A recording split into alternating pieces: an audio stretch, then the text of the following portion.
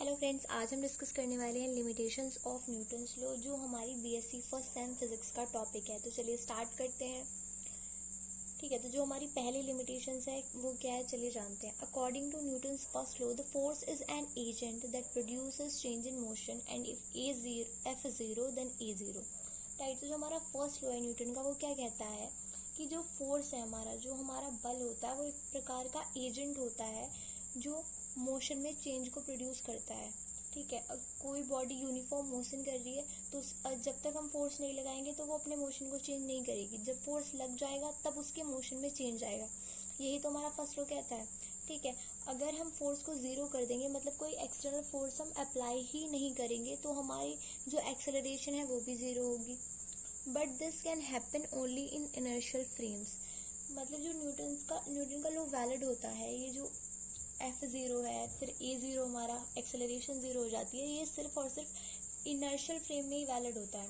Hence first law is valid on in inertial frames only, which is an limitation. ठीक है, अगर first law सिर्फ inertial frames में ही valid हो पा रहा है, नॉन इनर्शियल में वो वैलिड ही नहीं है, तो मतलब ये इसकी लिमिटेशन ही तो कि सिर्फ इनर्शियल फ्रेम में वैलिड होगा, नॉन इनर्शियल में नहीं होगा। राइट, तो विच इज एन लिमिटेशन। ठीक है, सेकेंड लिमिटेशन क्या है इसकी, according to Newton second law F is equals to M a. Right, when mass m is constant. अब हम F is equals to M a लिखते हैं। राइट, बट ये तभी होता है जब हमारा जो मास है वो कांस्टेंट होता है। But in case where mass of the system does not constant, जहाँ पर हमारा मास कांस्टेंट नहीं है, जहाँ पर हमारा जो मास है वही वैरी कर रहा है, तो ये लॉ हमारा वैलिड नहीं होगा। ओके, जैसे F इज इक्वल्स टू, हमें पता है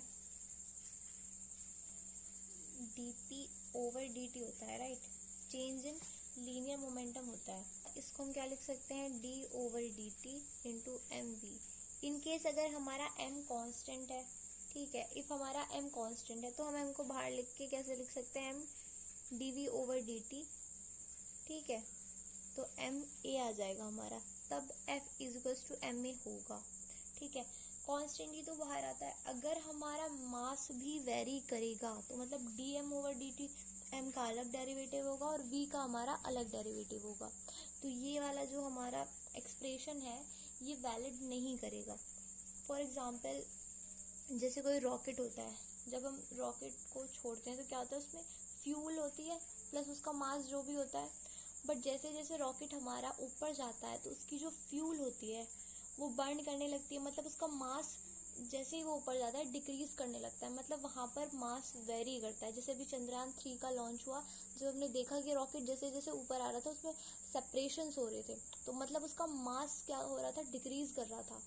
राइट, तो वहां पर मास वेरी कर रहा था, तो न्यूटन सेकंड लॉ वहां पर वैलिड नहीं करेगा। डीपी ओवर डीटी हम वहां पर क्या कर सकते हैं, यूज कर सकते हैं, but F is equals to M A valid नहीं करेगा। एक्शन हैज इक्वल रिएक्शन, है ना। जो न्यूटन का थर्ड लॉ होता है वो कहता है कि every action has equal reaction.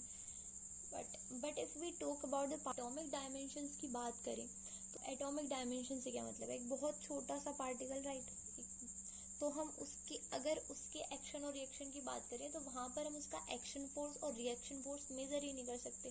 जैसे कोई बॉल हमने हिट की दीवार पे, ठीक है, अब दीवार से वो वापस बैक आएगी, मतलब दीवार ने क्या किया, बॉल ने क्या किया, जैसे हमने उसको बॉल पे हिट किया तो बॉल ने उसको रिएक्शन फोर्स दिया, हमने एक एक्शन दिया, वापस बॉल आई, मतलब उस पर रिएक्शन फोर्स लगा, तो वहां पर तो वैलिड हो रहा है। अगर हम एटॉमिक डायमेंशंस की बात करें, कोई एटम है तो उस पर क्या होगा, वहां पर हम एक्शन और रिएक्शन फोर्स को मेजर ही नहीं कर सकते, तो वहां पर ये लॉ वैलिड नहीं करेगा। ठीक है, तभी लिखा हुआ है कि if we talk about the particles of atomic dimensions, atom कितना सा होता है भाई, दिखता भी नहीं है, इतना सा तो होता है। ठीक है, तो उसकी क्या ही हम एक्शन और क्या ही रिएक्शन फोर्स को मेजर कर लेंगे, तो वहां पर न्यूटन का थर्ड लॉ वैलिड नहीं करता है। ठीक है, तो ये थी हमारी न्यूटन्स के जो लॉ होते हैं उनकी लिमिटेशंस। तो आई होप आपको लिमिटेशंस क्लियर हुई होंगी। देखने के लिए धन्यवाद।